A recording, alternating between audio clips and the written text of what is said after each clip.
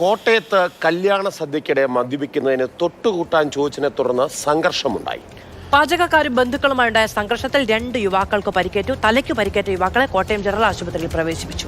മാർച്ചിലെ ഞായറാഴ്ചയാണ് ഇത്തരത്തിൽ ഈ സംഭവം നടക്കുന്നത്. കോട്ടയം ചിങ്ങമനത്ത് നടന്ന ഒരു കല്യാണത്തിലാണ് ഇത്തരത്തിൽ ടച്ചിങ്സ് ചോദിച്ച് അടിപൊട്ടിയത്. ഈ പോലീസ് പറയുന്ന കാര്യങ്ങൾ എന്ന് പറഞ്ഞാൽ, ഈ ക്ഷേത്രത്തിലെ വിവാഹത്തിന് ശേഷം വധുവരന്മാരെല്ലാം തന്നെ മടങ്ങി കഴിഞ്ഞതിന് ശേഷമാണ് ഈ സംഘർഷം തുടങ്ങിയത്. ഈ കുറച്ചുപേർ, ഈ ബന്ധുക്കളായിട്ടുള്ള കുറച്ചുപേർ മദ്യപിക്കുന്നതിന് ടച്ചിങ്സ് പാചകക്കാരോട് ചോദിച്ചു. ആ സമയത്ത് അവർ കുറച്ച് ടച്ചിങ്സ് നൽകി എന്നാണ് നമുക്ക് മനസ്സിലാക്കാൻ കഴിയുന്നത്. പിന്നീട് ഇവർ ഭക്ഷണം കഴിക്കാനിരുന്നു. ഈ സമയത്ത് മദ്യപ സംഘത്തിലെ ഒരാൾ വീണ്ടും പപ്പടവും വീണ്ടും ടച്ചിങ്സും ചോദിച്ചു. ഭക്ഷണം കഴിക്കാനിരിക്കുന്ന സമയത്താണ് പപ്പടവും ടച്ചിങ്സും ചോദിച്ചത്. ആ സമയത്ത് നൽകാൻ ഈ പാചകക്കാർ തയ്യാറായില്ല. ഇതോടുകൂടിയാണ് ഇത് സംഘർഷത്തിലേക്ക് നീണ്ടത്.